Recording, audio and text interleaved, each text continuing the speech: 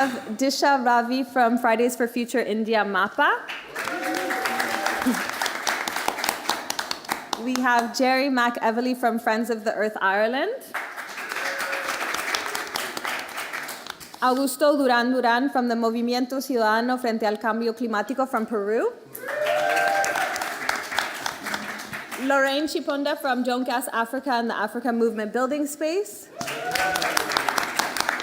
And Brianna Fruin from Pacific Climate Warriors. So these voices from every continent on Earth are urging for and demanding a fossil fuel non-proliferation treaty to enable a just transition from the weapons of mass destruction of coal, oil, and gas, and a just energy transition to renewable energy for all. So we're here at COP now, and we're seeing the absolute slugfest that it's been to get the phase out of fossil fuels into the negotiations text, despite fossil fuels being the lead cause of the climate crisis.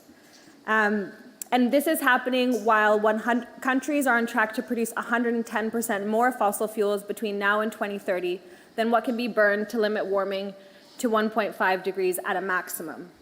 And this is happening because there's currently no international mechanism to actually manage a fair wind down of fossil fuel production. There is a massive omission in the Paris Agreement in that the leading cause of the climate crisis, fossil fuels, is not mentioned once. How is it possible that we're trying to address a crisis and we do not go to the root or the source to address this?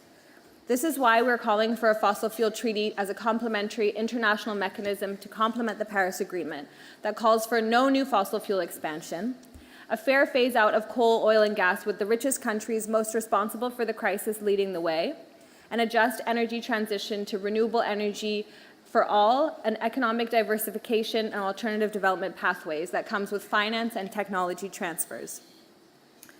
This proposal is now supported by 12, I believe, or about to be 12 nation states calling for a fossil fuel treaty, for hundreds of parliamentarians in over 80 countries, thousands of scientists and academics, 100 cities and subnational governments, 101 Nobel laureates, and more than 2,000 organizations around the world, including the WHO and the European Parliament. Every day we're moving closer to making this fossil fuel treaty a reality, and we're looking to have a block of first mover countries that can actually get a negotiating mandate. And you are all part of making this possible, so I want now to invite our different speakers to share how they've been part of this movement. And we're going to start with Patrick Rondeau, who is the Union Director of Environment and Just Transition for the Fédération des travailleurs et travailleuses du Québec since 2019. Patrick was the FTQ Regional Advisor for the Greater Metropolitan Area from 2012 to 2019, where he worked on climate issues, support for mobilization, and socioeconomic development. He's been a member of several committees on the energy transition and the circular economy, and he currently represents Union College on the Government of Canada's Sustainable Development Advisory Board. He's also coordinated several union delegations to COP and is currently the co-focal point for the UNFCCC trade union constituency. So, Patrick, we'll start with you. Can you please tell us why it is so important for an energy transition to be worker-led? Yeah, thank you very much. And maybe, first of all, just to say that my organization is a very proud signatories of the treaty, and was the first labor federation to sign the treaty, so we're very proud of that. So exciting. Well, I'd like to begin my remarks with a question, as a matter of fact. Will the transition to net zero emissions be something that happens to workers and communities? Or would it be something that happens to them and by them? For trade unions, we know that there's only one answer possible to this question. Building a fully net zero economy in 3 short decades is going to take a huge amount of work. Hundreds of millions of workers will be tasked with physically building and operating this new economy. Millions of communities around the world will host it, and billions of citizens will participate in it. There's presently, right now, more than 30 million workers operating directly in fossil fuels, not mentioning people depending on those jobs. More than 50 countries completely depend on fossil fuels for more than 85% of their energy needs, which is huge. Furthermore, 40 countries are heavily fossil fuel dependent economies. It is estimated that these countries will lose more than 60% in oil rents alone during the period 2040, under a net zero 2050 global decarbonization scenario compared to a business as usual scenario reflecting stated policies. So, in order to save the planet, we need a new social contract. Trade unions demand a well-managed, just transition away from fossil fuels, a real fossil fuel phase-out, with employment guarantees. We need comprehensive just transition policies with a focus on the labor dimension. Decarbonization of fossil fuels industries is currently becoming a greenwashing operation because of carbon offsetting. However, if we want to get out of this scheme, we must address the situation of value chains and small and medium-sized enterprises that do not have the means to make this transition yet. Moreover, without the active participation of workers, these plans would only meet resistance. Therefore, that is why the fossil fuels phase-out must be well managed and include those who will directly suffer the impacts. So that is why we need a just transition work program at this COP that puts labor issues at the center.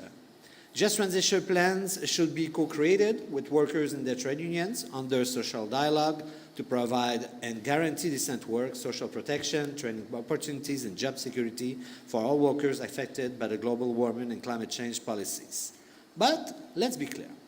We're not saying that the just transition should not involve other stakeholders, far from it, but without workers, it will not happen. The new economy we need cannot be a business as usual. Of course, the transition to renewable energy is desired, but will not solve the fact that we still do not respect planet boundaries. That is why the design of the new economy, the creation of new jobs, and the implementation of new public policies must include gender, intergenerational equity, and the recognition of indigenous rights and other rights as well. In this overeating world, there is no more time left for delay. There's more than 200 million workers around the world, and every one of them is depending on a lot of outcomes, and including this COP28. That means, once again, a well-managed just transition from fossil fuel phase-out is much more needed. Thank you. Thank you so much, Patrick. Thank you so much. I think it was really powerful saying, is this transition going to happen to workers or be created by workers? And I wanted to follow up with another question about how the Fossil Fuel Treaty can support workers who want to be sure that the energy transition is equitable and fair. I kind of answered that question in the opening remarks, but the Fossil Fuel Treaty, the reason why my federation joined the treaty is that one of the three pillars of the treaty is that just transition issue. And once again, you know, workers are people. We often forget about that. And if the only transition for them is job losses, they won't be part of it. So we have to design those just transition plans so that they can participate, be mobilized under those very well-designed plans and be part of this big umbrella, which is social justice and climate justice. For us, we all want just transitions to be fair, equitable, and so on. And we totally agree with that. But the just transition concept under the International Labour Organization on 4 pillars, which is social protection, social dialogue, decent work, and labor rights, including equity issues and policies, is a very specific place where workers and the trade unions can be part of this fight against climate change under this climate justice umbrella.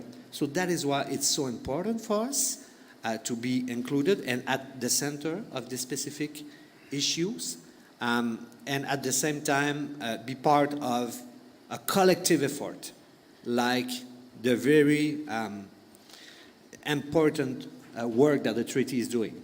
And I will conclude by saying my federation was the first one to sign the treaty, and I do hope that others will follow. Thanks. Thank you so much, Patrick. I think it's incredibly important what you've said about the importance of also not, if the only transition is job losses, you don't want it. And so we know that there's a much higher potential of job creation with renewable energy, but this won't happen by accident. It has to be designed. So thank you for laying that out to us. And now we're going to go to Disha. Disha Ravi is a climate and human rights activist who co-founded Fridays for Future India in 2019. She was named as the climate change agent in the Forbes Women Power List in 2021 and as one of the 9 Indian climate warriors paving the path for a more sustainable tomorrow by Vote India. Disha became an activist after seeing her family impacted by the water crisis. She advocates for better environmental and climate policies and governance. She's been at the forefront of demanding protection for environmental defenders and activists across the world. Disha is a writer passionate about making sure the voices of MAPA, the most affected people and areas, are heard in climate conversations. So welcome, Disha. My first question to you is that there seems to be growing support, or there is growing support and organizing around a fossil fuel treaty within the youth movement. Can you tell us more about this and why youth are leading on the key treaty demands? So firstly, wait, can you hear me? Okay. So firstly, thank you for having me. And I think it took us decades to even get here for fossil fuels to be center stage in conversations and negotiations. And despite all of this, countries around the world are still approving new coal, oil, and gas projects. And the science has been clear. IPCC reports have said that we cannot continue to have new coal and gas and any fossil fuel projects if we are to stay below 1.5, but it is continuously ignored. And even despite being center stage, the word fossil fuels, the F word, as I like to call it, or coal or gas they're still shy to use these words in conversations and negotiations. And this is costing us time that we do not have. And the youth movement recognizes the desperate need for a treaty that prioritizes a just, fast, fair, and equitable transition away from fossil fuels. And it's really, really important to implement that. And that those just so happens to be the demands of the treaty. And I think one thing that's really interesting in the treaty is that it recognizes that responsibility is to be divided equitably, and you can't assume the same responsibility of global north countries and global south countries. And it recognizes historical emissions and how colonization played a huge role in where we are today. And that is something the youth movement has been saying and has stood behind. And this is what makes us really support the treaty, because we need a we need a process to essentially fast track our phasing out of fossil fuels. Thank you, Disha. And I think it's important to highlight that contradiction or that hypocrisy that you've mentioned about how long it's taken to just drag fossil fuel center stage, and this hypocrisy between how much this COP has been flooded by fossil fuel lobbyists on the one hand with their hyper-presence, and then their invisibility in a lot of the final text that we see coming out. Next, I wanted to ask you more broadly why it's so important to have young people and youth being engaged in international processes like the COP. I think one of the main reasons we are here is to track negotiations and also influence them. We could do this online, of course, but it is important to be here in person, just so that we can work together with other organizations and civil society movements from different regions in person to influence decisions, and more importantly, to put pressure on governments and authorities to ensure that they are staying on track and they're sticking to climate action that surrounds the principle of climate justice. Because there is a lot of climate action, that can be taken that doesn't actually follow the principles of climate justice. And these are very dangerous distractions for us to be in. And us being here is a reminder that the climate crisis is not a future event. It is already happening. Millions of people in the global south, in countries like my own in India, are already suffering the impacts of the climate crisis. And these people are the most marginalized communities who've contributed little to nothing to the climate crisis, but they are the ones who suffer the most.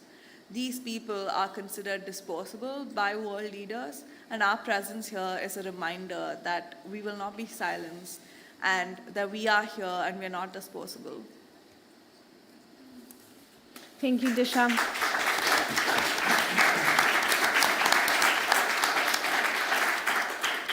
Thank you so much. And now we're going to move to Jerry from Friends of the Earth Ireland, who is head of policy.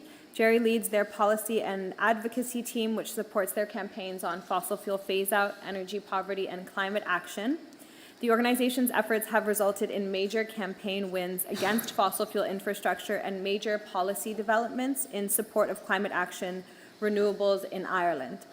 He has over 15 years' experience of developing and influencing policy in the government and not-for-profit sectors in Ireland and at the EU level.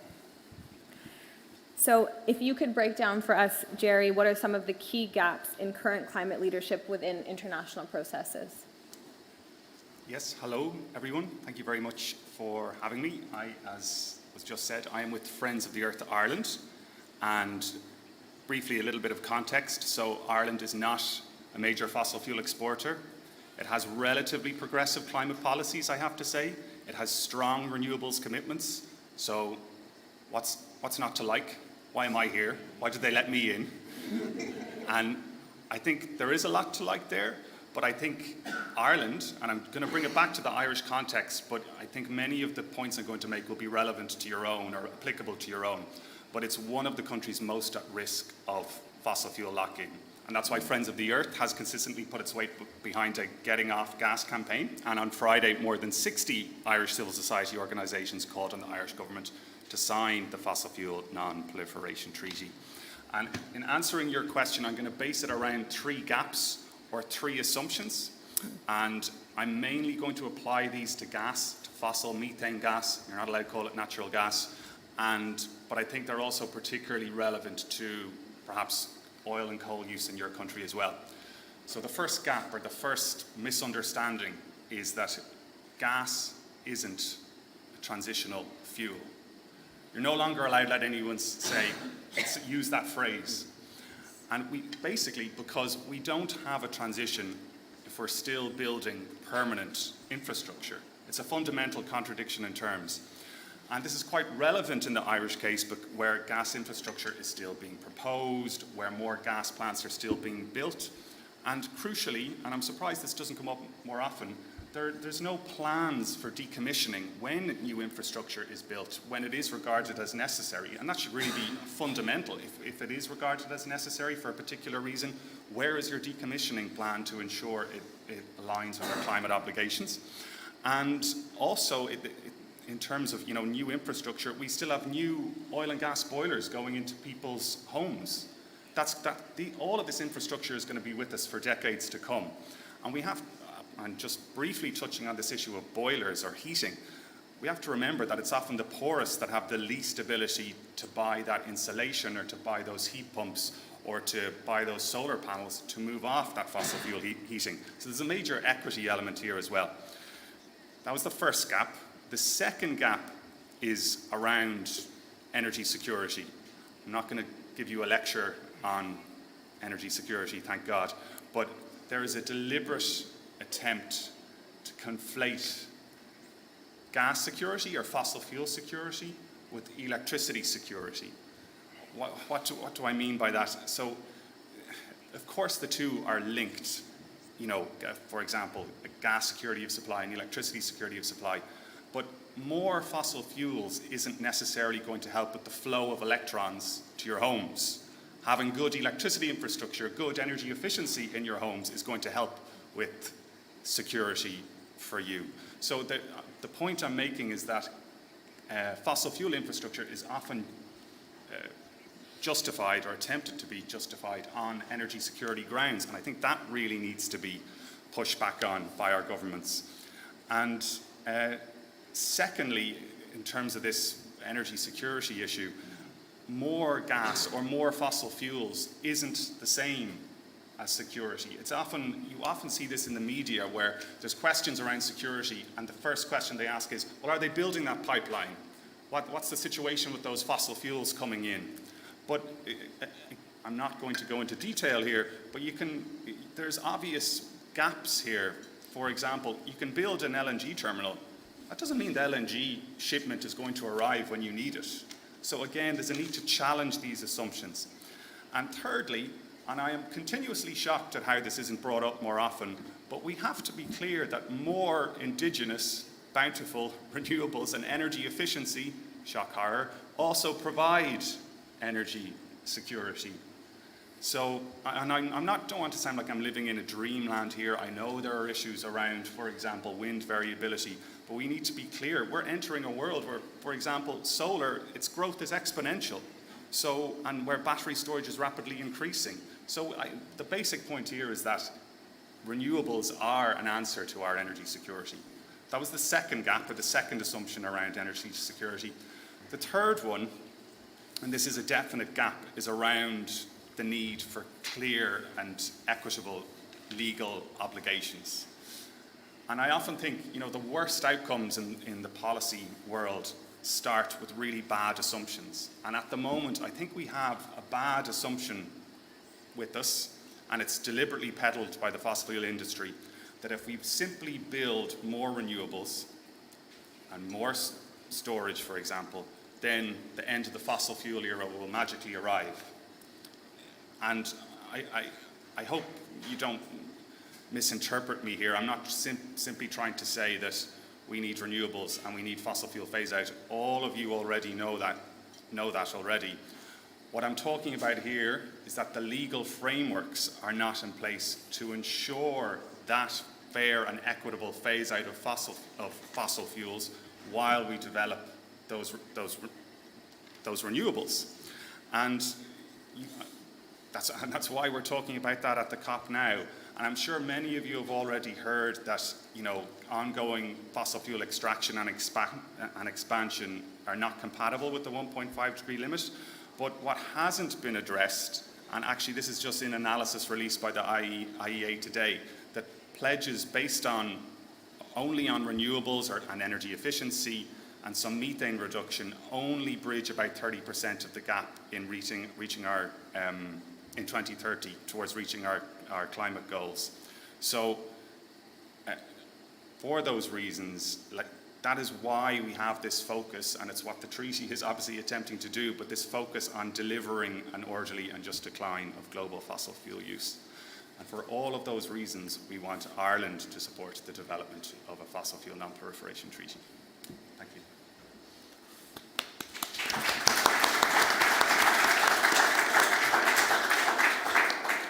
Thank you so much, Sherry, and I know that afterwards Lorraine will probably touch on more the myth around gas as a transition fuel, but thank you so much for kind of exposing all these myths to us, and also that renewable energy expansion alone is not enough. It needs to be coupled with constrained supply and phase out of fossil fuels. And I think you transitioned really well to the next question we wanted to ask, is how might a government endorsement of the Fossil Fuel Treaty complement the goals of the Paris Agreement? And I also wanted to add the campaign that you're working on now for a fossil fuel treaty in Ireland, if you could share anything about that. Yeah, sure. So maybe just to start with the first question on how might a government endorsement of the treaty complement the goals of the Paris Agreement. I was thinking that it's when talking about the Paris Agreement, first of all, it's quite intimidating talking to a room about referring to the Paris Agreement, because half of you could have been involved with writing it, or influencing on it. But I'm sure many of you already know that the centerpiece of the Paris Agreement is based around ratcheting and the need to produce progressively enhanced pledges or climate plans. But you probably already know this, it doesn't specifically address fossil fuels. And that's also why we're having the negotiations now in terms of the energy package and the need for this clear text on a clear and equitable fossil fuel phase out. But it's not the case that when we're talking about the Fossil Fuel Non-Proliferation Treaty, it's simply a case of an obligation, that we simply need an obligation to phase out fossil fuels, and that is put into a legal agreement. We need specific and clear legal obligations so that governments have to deliver policies that clearly set out plans to prevent production, phase out existing extraction, and put in place a just transition. And countries ultimately need to point, ideally having supported the treaty, but flowing from that, point to their own national laws and policies which show fossil fuel use declining, or how they're going to ensure fossil fuels decline. And I can provide, and that's all fairly high level, I can provide an example of this in the Irish context. So in the Irish context, Ireland has it has a progressive climate law. It has to produce annual climate action plans. Those plans are supposed to deliver carbon budgets, or ensure we meet our own national carbon budgets. But what is not clearly set out in those climate action plans are targets and plans for reducing fossil fuel production and use. We have perhaps one side of the equation, but we don't have the other. And on a progressive note, I think Ireland has, at least the Irish government has taken note of this, and in a recent energy security policy has noted the need for planned reductions in gas demand, and noted the fact that renewables do provide energy security. So that's relatively progressive. And then to answer the second part of your question around the campaign in Ireland, I actually hesitated there because I'm so much into the detail that I have to try and stand back and set out some information for you on the Irish campaign. I mean, basically, Ireland's in a stronger position because it's got, for example, a very strong relationship with small islands, developing states. It's already made commitments to, for example, prevent new fossil fuel exploration licenses.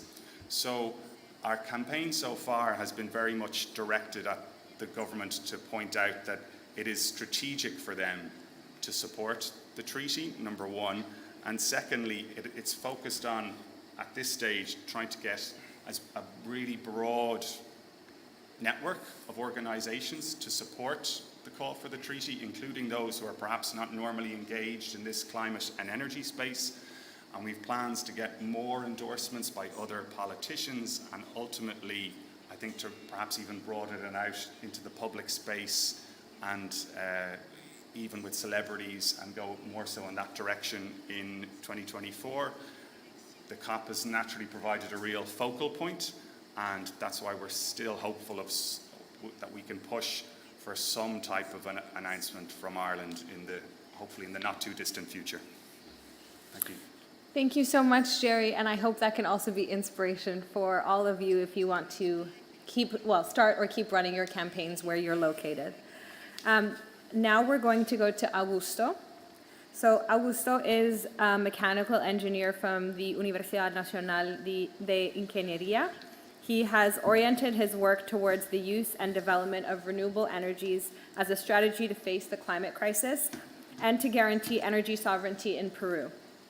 He's a specialist in clean energy and energy transition, and currently regional coordinator of the Fossil Fuel Non-Proliferation Treaty in MOCICC. So, yo te pregunto en español. This will be in Spanish. Okay. Durante la cumbre por el clima del secretario general de la ONU, 9 nacionalidades indígenas peruanas se sumaron al llamado por un tratado de no proliferación de combustibles fósiles. ¿Cómo ves que un tratado como tal puede apoyar a las demandas de pueblos indígenas que piden mayor acción climática y el fin de la expansión extractiva o la expansión de combustibles fósiles en sus territorios? Bien, Buenas tardes con todas y todos. Recibo un caluroso saludo, un caluroso abrazo desde el pueblo peruano, desde América del Sur, un territorio en resistencia que sigue resistiendo no solamente el extractivismo, la explotación de combustibles fósiles, sino también el avance del cambio climático y lo que esto conlleva para nuestra América Latina. En ese sentido, en este momento, en conversaciones de alto nivel, en conversaciones de políticos, en espacios muy cerrados, se viene debatiendo qué cosa es la transición y qué cosa debe implicar la transición como tal. Pero se viene haciendo este debate netamente desde aspectos técnicos, netamente desde la necesidad de ver a la energía como un mecanismo que genere y que produzca y que movilice este sistema económico tal cual. Y se está escapando muy gravemente el tema o aspectos de derechos humanos, aspectos de ecosistemas ecológicos que son necesarios debatir en un proceso de transición energética. Es por eso que vemos la oportunidad que se abre a partir del llamado, de la iniciativa, a empezar a co-construir un tratado de no proliferación de combustibles fósiles, porque para nuestro territorio, para la América Latina, los tres pilares que como tal el tratado propone son muy significativos. ¿A qué me refiero con esto? No voy a hablar de términos globales porque creo que la mayoría acá lo sabemos, pero sí quiero dejar algunos mensajes o algunas ideas fuerza bastante fuertes que están sucediendo en este momento en América Latina. Tenemos gran cobertura de bosques, de Amazonía, uno de los pilares muy importantes justamente en la lucha frente al cambio climático, que en este momento viene siendo amenazada por diversas industrias extractivas, obviamente, la deforestación, palma aceitera, la agricultura extensiva, pero hay que hacer un hincapié muy fuerte en el tema de los combustibles fósiles como tal.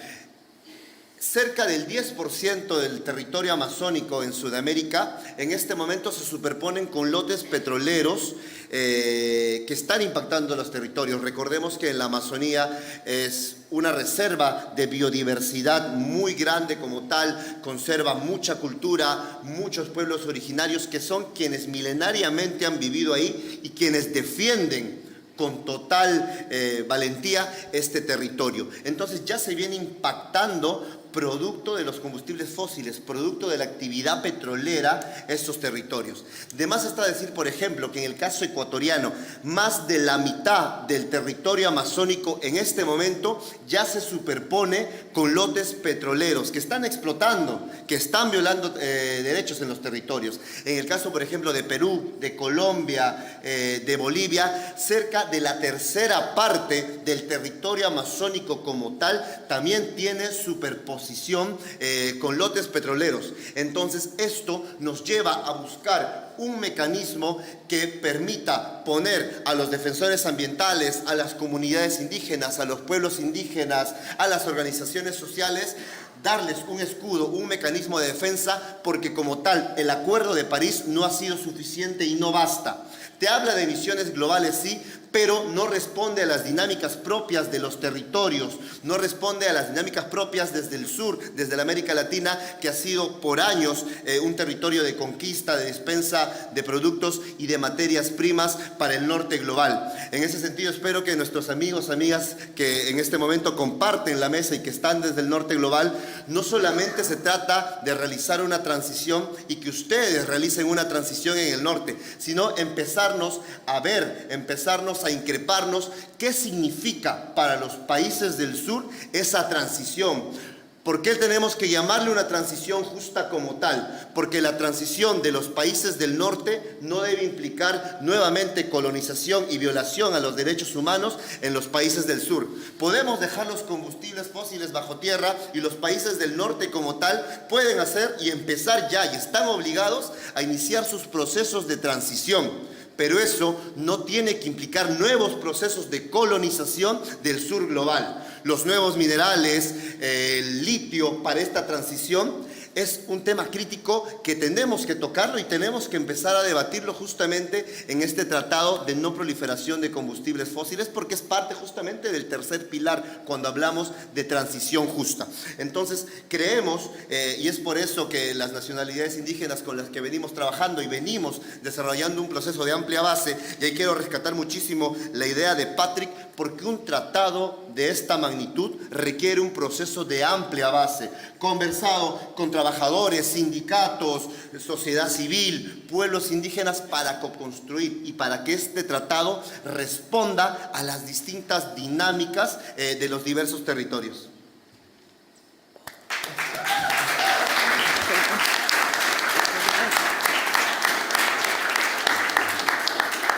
Muchas gracias, Augusto, súper poderoso todo lo que dijiste del territorio, de los territorios en resistencia y no replicar esas mismas dinámicas de colonización en la transición energética y la importancia del respaldo desde las bases. La segunda pregunta que te quería hacer es con el respaldo de Colombia recién la semana pasada por el tratado y también de las nacionalidades indígenas que mencionaste, el Perú y la Amazonía. ¿Qué nos demuestra del liderazgo climático en la región? Bien, como ya lo mencioné en la primera intervención, América Latina, Sudamérica, cumple un rol muy importante, sí, en los procesos de transición, porque tenemos la capacidad y tenemos el potencial para hacer esta transición. Tenemos vastos recursos, pero eso no nos debe cegar y empezar a sobreexplotarlos, sino tenemos que empezar a ver mecanismos que sean correctos, que sean muy cuidadosos de lo que se tiene para respetar los límites físicos del planeta como tal, quitarnos esa idea del crecimiento infinito en un planeta totalmente finito, donde los recursos tienen una temporada para terminarse. Entonces, en ese sentido, el liderazgo de América Latina es bastante interesante. ¿Por qué? Porque el impacto que han dejado la industria de los combustibles fósiles, el petróleo, sobre todo en nuestros territorios, ha abierto una serie de demandas que ya se han venido trabajando hace años. No vamos a descubrir la pólvora y no nos vamos a adjudicar trabajo que no hemos realizado nosotros como tal.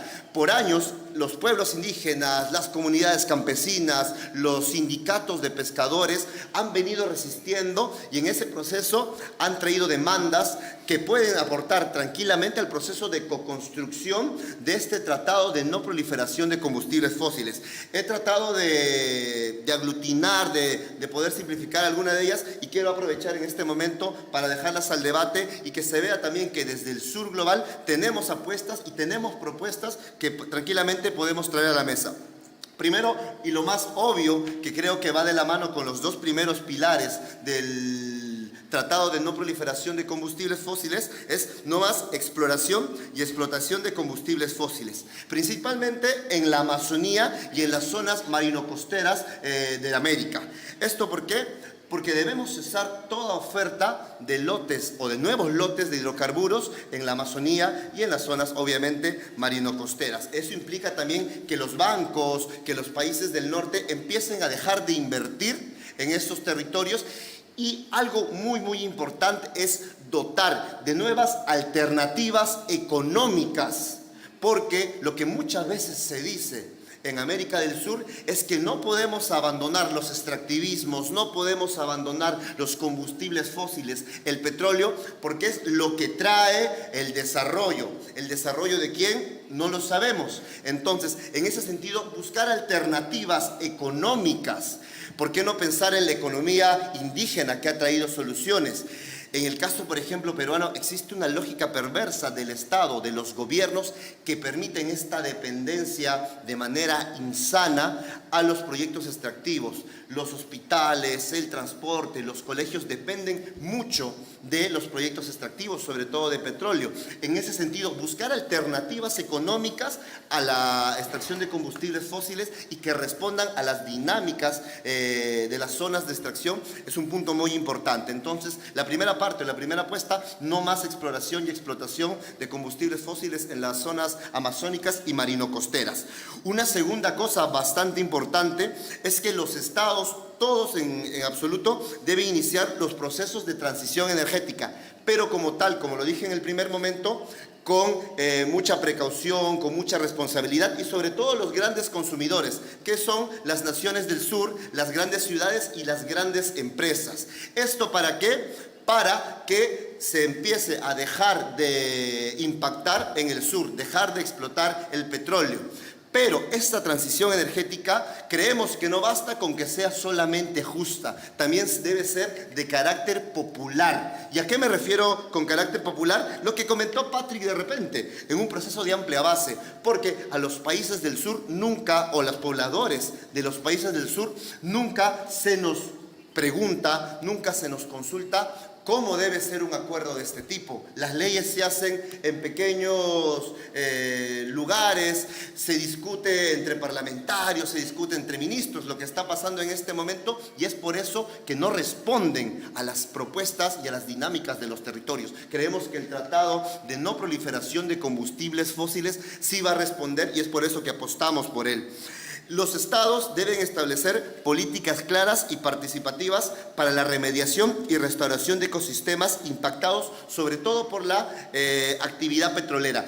Y esto es un punto muy importante y que tal vez quienes no vivimos en las zonas o quienes no viven en las zonas donde se extraen los combustibles fósiles no lo pueden entender. En este momento debatimos, o los gobiernos debaten transición energética, pero ¿qué cosa implica la transición energética como tal? Primero, remediar todas las zonas donde ha habido impacto producto de los combustibles fósiles. En el caso peruano, por ejemplo, desde el año 1997 hasta la actualidad, han habido más de 1.500 derrames de petróleo en zonas marino-costeras y en zonas amazónicas. No podemos pensar en una transición justa si es que primero no remediamos y damos una alternativa o una salida a estos ecosistemas y a la población que depende de ellos. Una última cosa, y ya cerrando porque me he pasado mucho el tiempo, es que los estados deben garantizar los derechos colectivos e individuales de los pueblos indígenas, sobre todo amazónicos y comunidades marino-costeras. Porque esto es muy importante, porque empezar a hablar de transición o empezar a buscar nuevas fuentes de energía, si es que no se hace de manera responsable o si es que primero no se entrega la titularidad del territorio a quienes milenariamente lo han cuidado y quienes lo defienden, va a ser solamente replicar el mismo modelo. Dejamos de usar combustibles fósiles, pero utilizamos energía renovable de la manera más brutal y con los impactos que esto va a traer a nuestros territorios. Eso también debe garantizar nuevos modelos de generación energética. ¿Por qué pensar solamente en que la energía tiene que ser generada por una empresa y tiene que ser vendida y nosotros y nosotras tenemos que comprarla? ¿Por qué no empezar a pensar en nuevos modelos, cooperativas de generación energética manejadas por las comunidades, empresas municipales, etcétera, que puedan poner un frente a esta lógica y a este modelo que nos ha llevado a esta crisis climática actual? Gracias.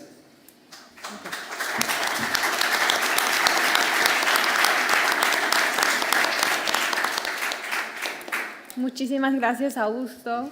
La importancia de la transición que sea justa y que también sea popular, que la Amazonía no está en venta y que tenemos también de dejar ese mito de que las energías fósiles son el desarrollo, y justo vamos a hablar un poco más de esa pregunta con Lorraine en el contexto africano.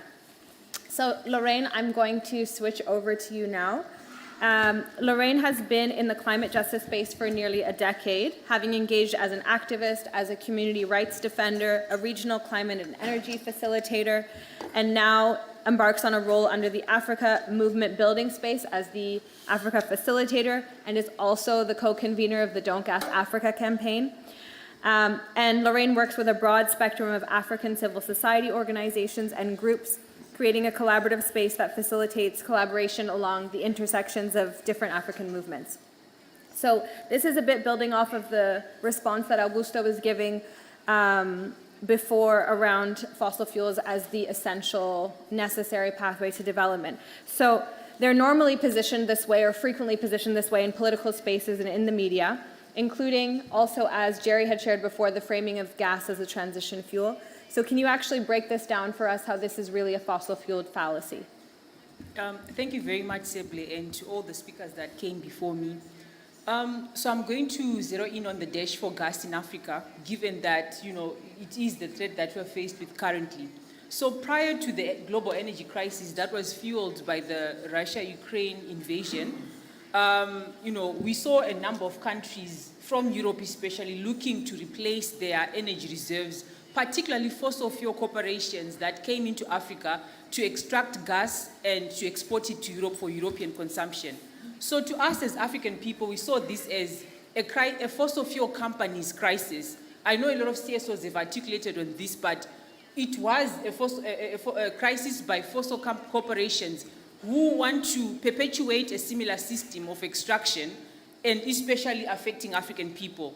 So when our own African governments picked up on this, they then started a narrative where they saw gas as a transition fuel and felt that Africa can have an opportunity to develop from gas. However, from what we are experiencing now as a result of that dash for gas in Africa, it is showing us that the expansion of gas in African countries undermines almost every element of development. And I'm going to touch on the different aspects of development that we have been lied to by our own African governments. What we have seen in Africa is, and even our own African governments, is that the fossil fuel industry has misappropriated the language of climate justice in order to legitimize the huge and massive expansion of gas in Africa. It is a fact that Africa lives in energy poverty. It is a fact that we don't have access to clean cooking.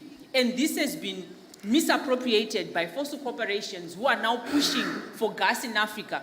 But we all know that the gas is not to alleviate the energy poverty. The gas is not meant to, benefit any sector of our economy, and it is rather extractive.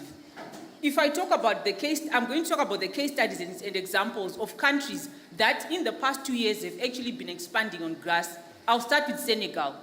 If you look at what has been happening in Senegal, when Shell, started exploring gas in Senegal, most of these new projects in Africa are happening in coastal areas. So that means in South Africa, we're seeing a lot of, exploration in the ocean. In Mozambique is the same thing. In Senegal is the same thing. In Mauritania is the same thing. And along these coastal areas, there are fishermen who for decades, for centuries have depended on fishing livelihoods to supplement their income, and to feed their household.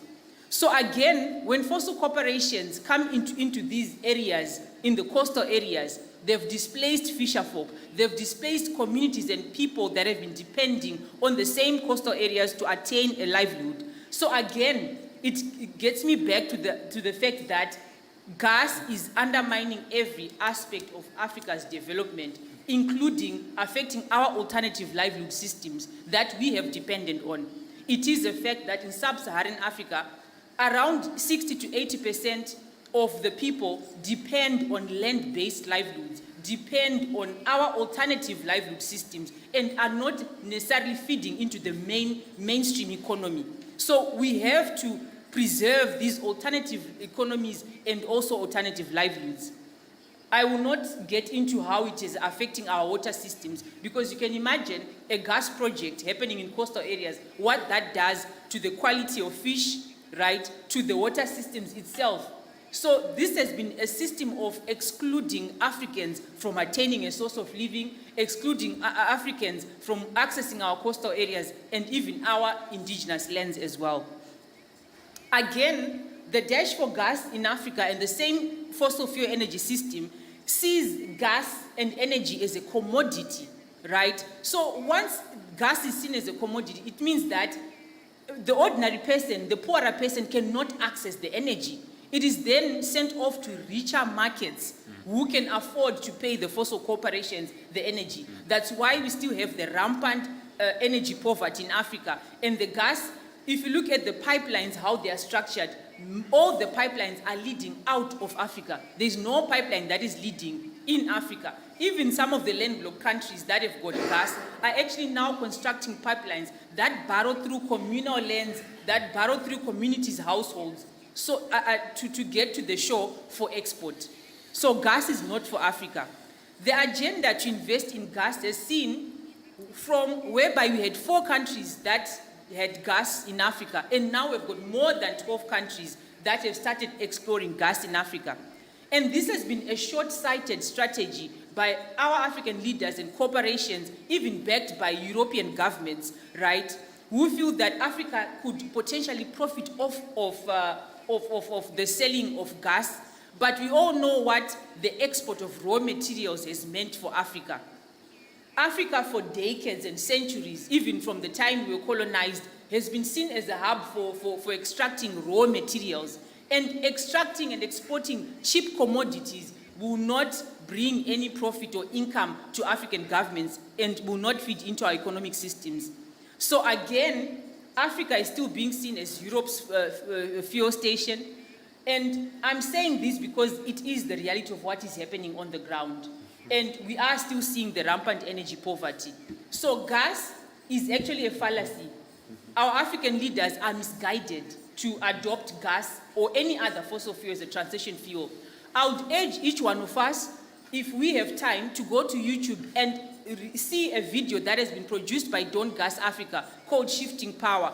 It really narrates some of the stories from across Africa of communities that have been affected by gas. Again, I would urge us to go and look at YouTube. There's another video, the Ororo Inferno, a community in Nigeria that has been produced by HOMEF, which shows how our oceans are burning up. And now fossil corporations that have mined from decades ago are not providing a remedy to communities. Some of them have since left those wells that are burning now and have left them to local business people. And it is foolish for African business people to take up these projects that have been dumped by large corporations and try and make profit out of it, because they are being left with social, environmental impacts that need to be remedied. And now more and more African communities are now beginning to demand for justice and organizing and, taking away the social license of such corporations. So indeed, gas is a fallacy. Thank you. Thank you.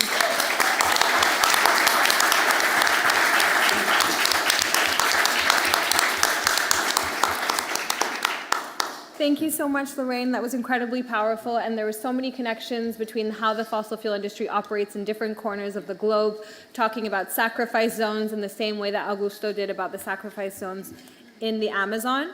And a lot of these connections were also very international, with what you were saying about how much Russia's invasion of Ukraine drove this scramble, European scramble for African gas. So given all these international connections as well, how do you think that a fossil fuel treaty could support governments who want to invest in alternative economies or alternative development that isn't reliant on fossil fuels? Thank you for your question.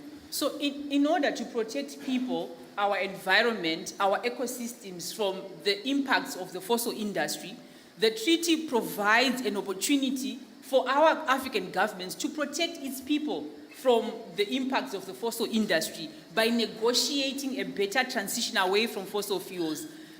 The treaty gives power and leverage to our own African governments, and therefore I would push our own governments to join the bloc of nations and other countries that are signing on to the fossil industry.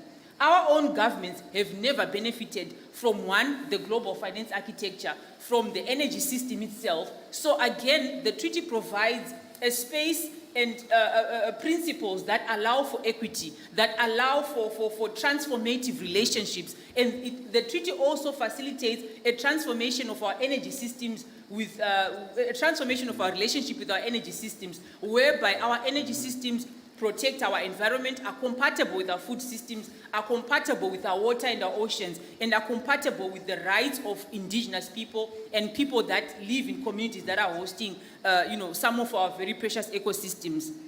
What Africa needs at this point, if I should add, are decentralized systems, are energy systems for the people.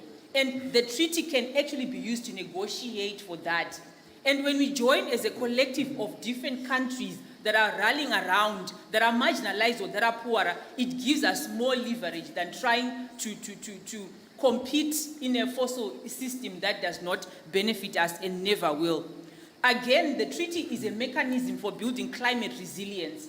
Africa has contributed very little to the crisis, And we now need to effectively build resilience of communities so that we are able to adapt to the climate crisis. And the treaty facilitates and enables that. And again, I'll get into the issue of skills development. This is what Africa needs to transition. And the treaty is better able to negotiate for skills development so that we are able also to tap into renewable energy and provide energy for the people. It is able even to transform trade relationships between the global north and the global south. So I believe that the treaty is able to do that, transform trade relationships, transform even the global finance architecture so that it allows countries to transition in a safe manner, in a transformative manner. Thank you.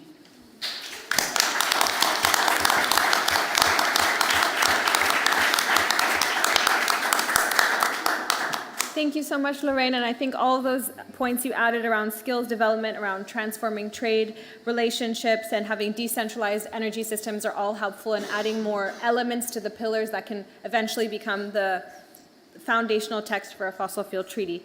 So last but not least, we have Brianna Fruin, who is a Samoan climate activist who has been leading community grassroots projects pushing for climate justice for most of her life.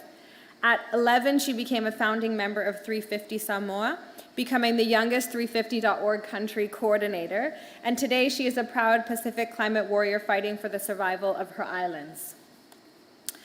So at this COP, we saw Samoa endorse the treaty. Can you tell us more about this critical role of Pacific nations in showing leadership on the fossil fuel treaty in international spaces like the COP? Thank you. Absolutely. Thank you all to my fellow speakers. It's so great to go last because there is much that my comrades have already said that I no longer have to echo, so thank you for that. But what I can do is teach you a little something. It's the second week of COP. I know it's almost 6 p.m., so to get a little bit more energy into the room, I'll teach you what we call a mili and a pati. So when I say mili, you rub your hands together. So, mili, mili, mili, mili, mili, mili. And then when I say pati, you clap. Mili, mili, mili, patia, patia, patia. So good. Okay. The second part of that, I'm going to say lua pati, and that's 2 claps. Okay? And then to end it off, I'll say hey, hey, and you say ho. I see 2 Samoans in the crowd, so come on, lead us from that way. Okay, so one last time, let's go. Mili, mili, mili, mili, mili. Patia, patia, lua pati, hey, hey. Oh! Thank you so much. Now that my friends and my colleagues is the Pacific way. I don't know if you've seen any Pacific people around COP, but we are very loud. Some of us are walking around with speakers in our conference bags, playing our own music, wearing very loud colors, and laughing very loud. And the reason why we are loud is because we fear if you cannot hear us, you will forget us. And we've been forgotten many times at many COPs. And almost worse than being forgotten, our climate leadership for so long has been co-opted. I remember being at COP21 and there was a debate about whether they would have 2 degrees or 1.5. And I don't know if any of you were in Paris, but I have a vivid memory of the wallpapers that the French presidency had put up together with the UNFCCC that had 2 degrees everywhere. They had 2 degrees as an ambition target everywhere. And we knew as Pacific Islanders that there was no survival for us at 2 degrees. We knew that it had to be 1.5 to stay alive, and we fought for that. We fought for that. There was a young group of people from the Marshall Islands called Jojikam. Them, together with the government of Marshall Islands, started a campaign called 1.5 to stay alive. And that was controversial at the time. I remember having to ask permission from my funders that took me to COP21 if I was allowed to post a picture with 1.5. And then I remember last year at COP where the UNFCCC were giving out 1.5 badges. And so that's a little example of the fight that our indigenous people have had to put into this process. And the reason why I mention that is because now with Pacific Islands signing the treaty, with Samoa coming on this week and signing the treaty, it's a step onto that legacy. It's part of that legacy. And that's why we believe in the Fossil Fuel Non-Proliferation Treaty because we know that as fossil fuel industry hacks at the ground, as they gas the ground, and I'm so grateful to hear the indigenous voices here today. We're talking about the land that's being degraded for the fossil fuel industry. As far as I'm concerned, as they dig into these coal mines, they're digging out land from our islands. That is a direct impact into our islands. And so that's why we know that there has to be an immediate stop to this industry. And so I'm very proud that my country stood strong and decided to support the Fossil Fuel Non-Proliferation Treaty. And I also acknowledge the leadership that came before that so that they could stand and do that alongside other Pacific Island countries that were some of the first to stand up and endorse the treaty. Thank you.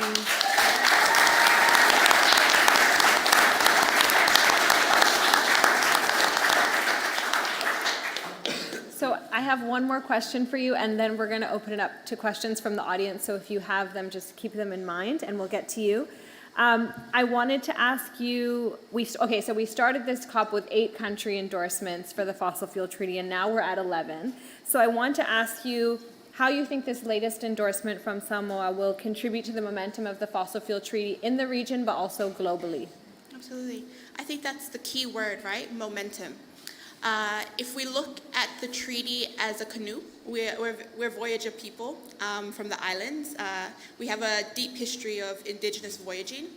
And so if you imagine the treaty as a canoe with many empty seats, some of the first voyagers to step into this canoe were Pacific Islanders. Now we have more voyagers. We have Colombia. We have Palau. We have Samoa, who are new voyagers within this waka. They're stepping in. Absolutely. But there's still empty seats. But it is great to celebrate the new voyagers that are stepping in because as they paddle, we go faster. And we go together. But I think what we can also learn from voyaging history of my people is that we didn't voyage in single canoes. We voyaged in fleets. We cannot put all our eggs in one basket. We need to have the Fossil Fuel Non-Proliferation Treaty, VACA. We need to have the VACA of the loss and damage voyagers. We need to have the VACA of the people who are working tirelessly within those negotiation rooms and holding the line for the text that we hope to get. So I think that the momentum we need is to get more voyagers, is to get more people on board. And I am proud of the new ones that have come into this VACA, and I hope that we get more because there's many empty seats that need to be filled.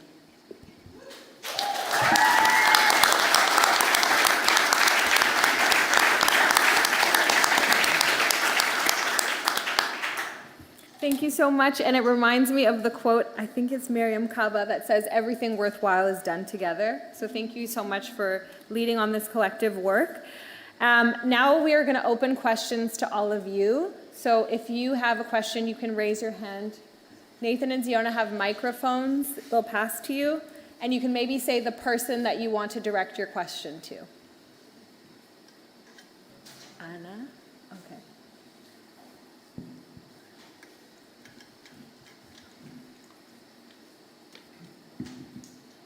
Hi, Larry with Rise for Climate Belgium.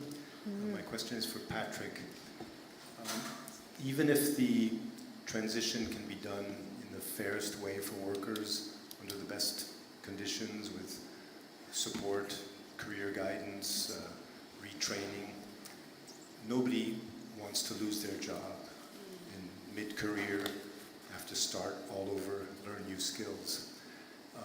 There's an expression in French, I'm sure you're familiar with, fin du mois, fin du monde.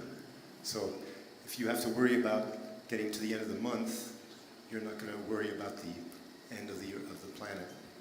So how can you really convince oil and gas workers to accept, to turn their backs on their employer who would love to just keep paying them to continue their work and to move on and take part in the transition? Yeah. Thank you for that question. It's a very good question that we have to face most every day.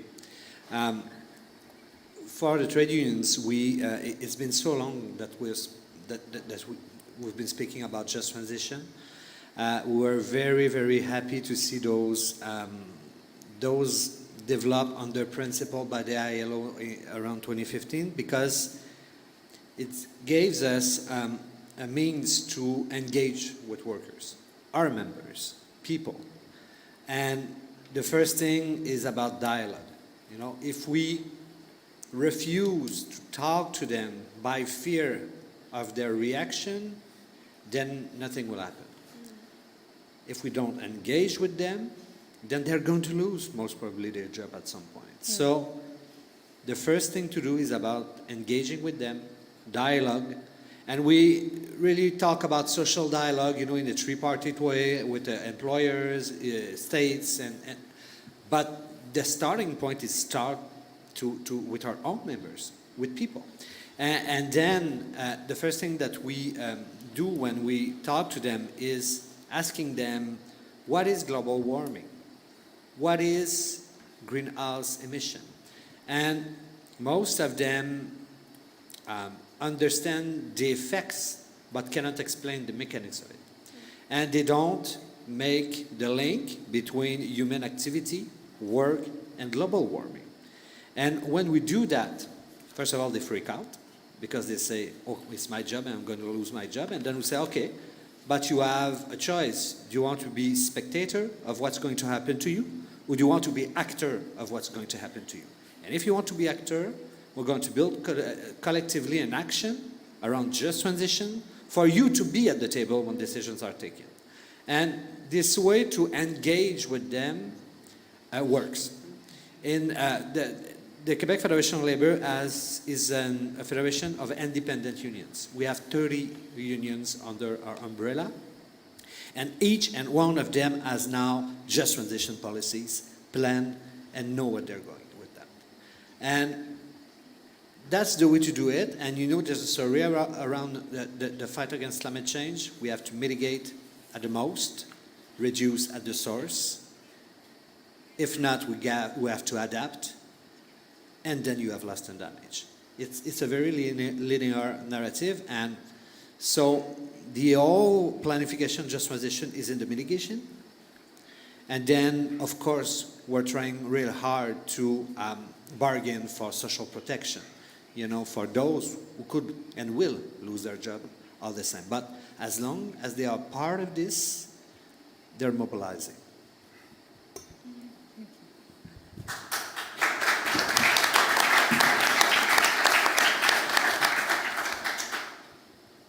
I'm Ana, I'm a journalist from Brazil. I have two questions. The first one is, what do you expect from the Brazilian government for the presidency of COP30? We are here at the COP28 where we didn't expect to have fossil fuel at the center of the debate, and it's happening. So I wonder now if Brazil just joining the OPEC Plus and planning to invest in new sources of oil, what can you expect from this presidency? And the second question is, if and how do you engage with the finance sector? Shouldn't be the banks and investors also signing this treaty? Thank you, Anna. And who do you want the first and second questions? Anyone? Okay. All right. Who wants to take those? You can respond to different ones, but who wants to start? Or have a think? First, okay. Augusto, and then you. Bien, solamente porque has tocado el tema de Brasil y Brasil está más cerquita a Perú que creo que a otras personas. Bien, de hecho, el tema de Brasil como tal es indudablemente indiscutible, un líder climático en este momento, y se espera muchísimo de un país como tal en estas negociaciones, no sobre todo porque es una de las economías más grandes en este momento en América Latina. Creemos, sin embargo, y es un tema de hecho hasta discutible y debatible, que Brasil todavía se siga empernando, se siga allanando al extractivismo como tal, ¿no? Brasil tiene una de las empresas más grandes de petróleo y que lamentablemente cortar de pronto esa dependencia puede traer a su economía distintos problemas. Entonces, por eso, ¿qué es lo que el tratado propone? Un proceso paulatino, un proceso en etapas. Está de más hablar del tema de deforestación como tal, porque Brasil es un líder, de hecho, bastante importante en eso. Pero en el tema de los combustibles fósiles como tal, sí tiene una gran responsabilidad. Pero creemos, por ejemplo, que naciones como Colombia, que no, de repente, económicamente no están al nivel de Brasil, pueden dar un paso o un primer paso y enseñar cómo debe ser este proceso, paulatino, urgente. Y una de las segundas cosas, cuando decimos cómo debemos empezar a dejar los combustibles fósiles bajo tierra y cómo desacoplamos la economía del carbono, es algo que nos lleva a debatir el modelo de desarrollo que tenemos lamentablemente y que se nos ha impuesto a los países del sur, ¿no? Tenemos suficientes recursos y la suficiente riqueza para que todas y todos en este planeta tengamos una vida digna y una vida justa. Lo que no existe es una correcta redistribución de la misma. Entonces, parte de cómo empezamos a salir de este modelo económico extractivista es empezando a ver nuevas formas de desarrollo, debatiendo y abriendo estos debates amplios con diferentes voces de cómo tenemos que tener esta redistribución de la riqueza. Entonces, creemos que la sociedad civil como tal, las comunidades, las personas, tienen que hacer presión porque lamentablemente sabemos que no siempre se tienen gobiernos, por más aliados que sean, no siempre están muy abiertos a dejar los combustibles fósiles bajo tierra. Ya quisiéramos tener 10 petros más en América Latina, pero no los hay. Entonces nos toca también cumplir nuestro rol histórico como sociedad civil y tenemos que empujar, y quienes venimos del sur lo sabemos, 500 años de colonia no nos han enseñado mal, que tenemos que estar empujando a los tomadores de decisión para dejar los combustibles fósiles bajo tierra. Gracias, Augusto. Just repeating in case not everyone heard your expectations around COP30 and also what you think the role of finance should be. Those are the two separate questions. Does anyone, you want to go? Maybe I'll just touch on the role of finance. We have got a lot of expectations for COP28, and the simple one is, of course, the phase out of fossil fuels, not leaving any mechanism to allow any entry of fossil fuels or dangerous distractions such as carbon markets. And then the role of finance. The first thing around finance is to decolonize finance. We've seen how the global finance architecture, global financial institutions, multilateral development banks, how they've disenfranchised Africa and poorer nations, how they've resulted in, first administering policies that don't work for Africa, and they've resulted in accumulation of debt, and they've destroyed our social safety net as a result of privatization that has been pushed by, I don't know if I'm allowed to name institutions, but by the World Bank. So we need to decolonize finance, the finance architecture. We need to make sure that it speaks to what is needed for the growth of poorer nations, of African nations as well. So I think, yes, finance has a role to play, but it also has to transition. All forms, all the pillars that are holding the transition need to also transition, including finance, including governance, including issues with democracy, participation. So that again needs to be transformed effectively. And we are hoping that this COP will usher in discussions around that as well. Thank you, Lorraine. Did any of you want to add, or should we go to another Can question? I come in just really briefly? I feel like I should just add the little bit I know on this, and perhaps some of the treaty colleagues can come in, but that question around, is it possible for financial institutions to sign? I'm aware that Dutch-based Triodos Bank has become the first bank to join the global campaign for a proposed Fossil Fuel Non-Proliferation Treaty, so it is possible. And then just another point worth bearing in mind, I would generally, when I think of the risks, I would naturally think of, well, what fossil fuel companies are resident in Ireland, or what extraction projects could potentially take place in Ireland, or what infrastructure could take place in Ireland. But we absolutely have to consider the financial institutions as well, and there was a research by Can Europe and Friends of the Earth Europe that noted at least 107 out of 425 of the world's biggest fossil fuel extraction projects are operated by EU-based companies or financed by major European banks. So it absolutely is another part of this challenge, absolutely. Thank you so much. The next, okay, go ahead. Hi, I'm Morsa from Nepal, and for me, people are already suffering from the impacts of climate change, because even though when the temperature rises just 1.5 for the rest, for Nepal, the Himalayas, it's already plus 1.5. So we are, even that much is not safe for us. And to add on to this, we are mostly dependent on fossil fuel import, and that happens to be the highest imported commodity in our economies.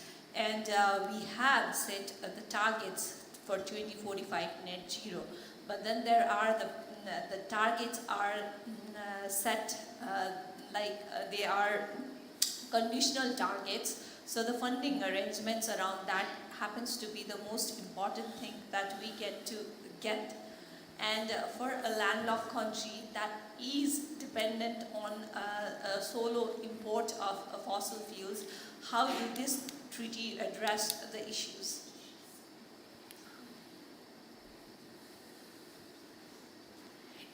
Is there someone in particular you want to address the question to? Okay, who wants to take the question?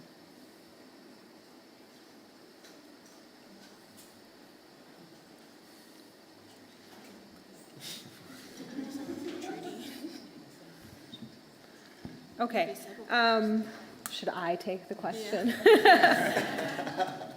So I think that it's important to highlight how much the treaty is grounded in proposals for global justice and equity. So that means that the richest countries of the world that have driven this crisis, so to name names, the US and Canada, the UK, Norway, Australia, countries like this that have significant fossil fuel production and also much more diversified economies, also need to be providing, they're the ones that need to shut down their production first and fastest, but also need to be providing finance and technology transfers for countries to transition to renewable energy. So it's not going to be on Nepal to lead this transition, that it's in a mess that it did not cause.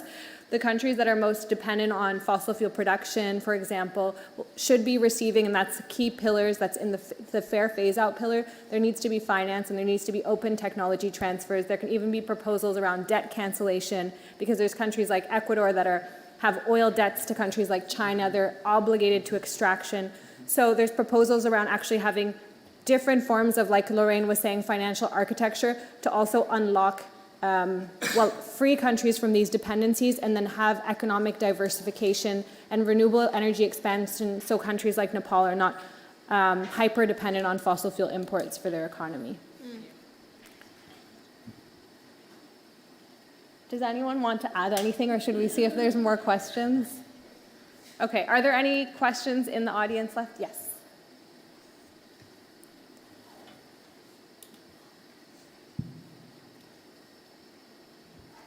Hi, thanks everyone for your comments tonight.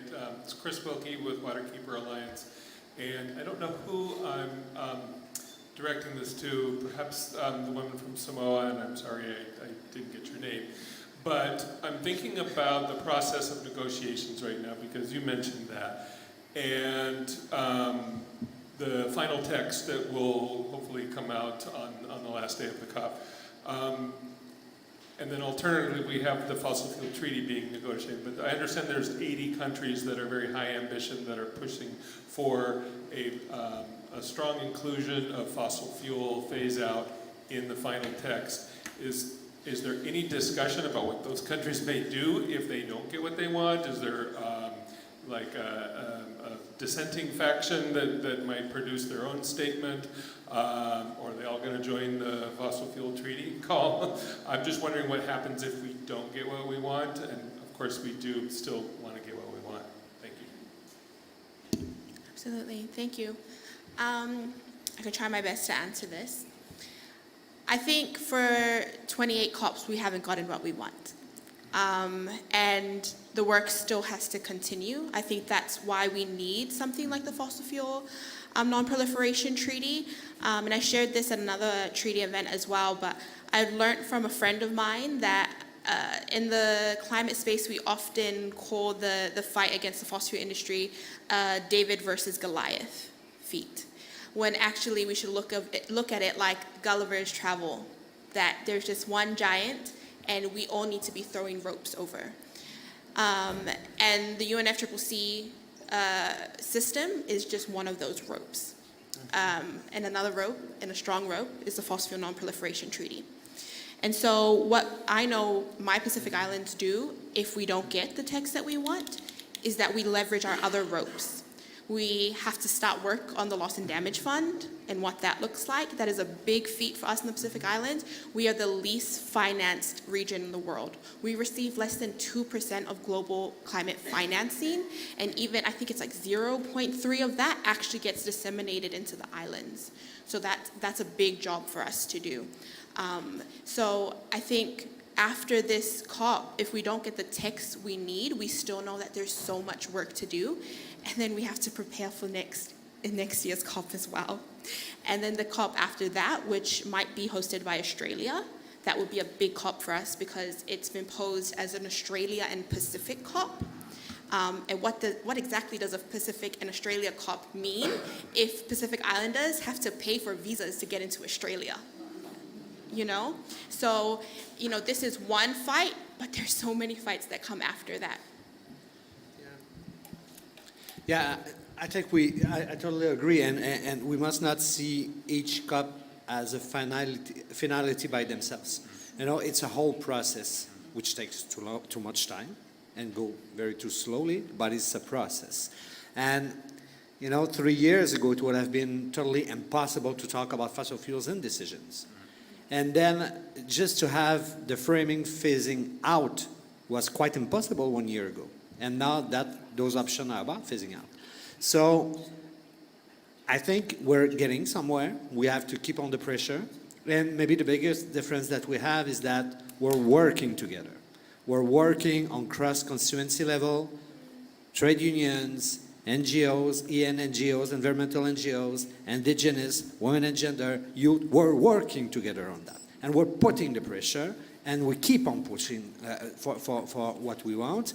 And if there's a good sign of that we can see is that the way that OPEC is panicking right now, I think is a good indication that we're going the right way.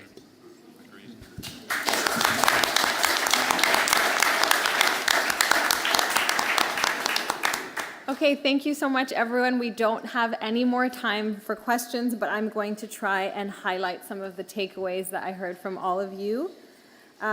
We heard from Patrick around the importance of workers to be at the center of the energy transition, that an energy transition cannot happen to workers, it must be by workers, and that labor issues need to be at the center of the just transition and have this process be co-created by workers, because if the only transition is job losses, it will not happen, and we don't want it. We heard from Disha on the decades that it's taken for fossil fuels to come center stage, being dragged literally as the main causes of the climate crisis, that each country or regions have very different responsibilities in causing this crisis, and so therefore we need to address the realities of climate colonialism. We heard from Jerry around myths of gas as a transition fuel, that they come with absolutely no kind of binding plans on decommissioning this infrastructure.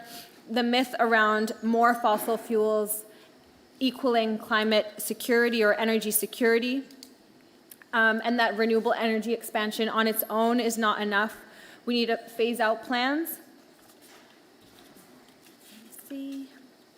We heard from Augusto about the territories in resistance, that the Amazon is not for sale and that we need to resist the recent examples we've seen, for example, in Brazil, of the oil licitation blocks happening in the Amazon.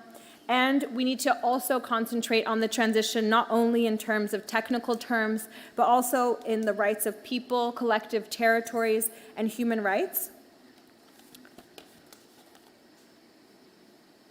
We heard from Lorraine about the complexity, the geopolitics of this transition, how much Europe's energy crisis meant eyeing Africa as a new continent for gas exploration and locking in the continent potentially to decades more of fossil fuel infrastructure, and the harms this has also caused to traditional livelihoods and fishing, the dispossession and displacement from traditional territories, and exposing some of these areas by the fossil fuel industry as sacrifice zones.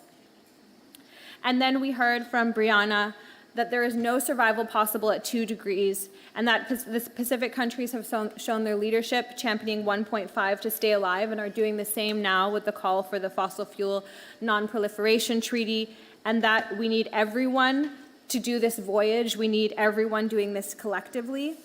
And then from the conversations and questions from the audience, we heard how much the climate crisis is already here now. It's not a future topic.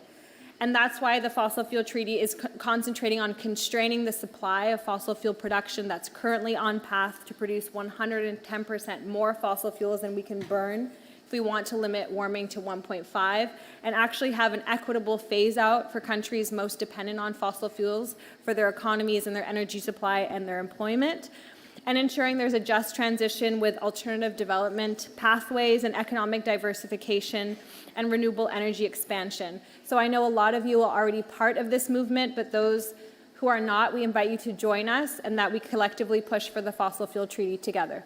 Thank you. Oh, and I want to thank all of our wonderful speakers.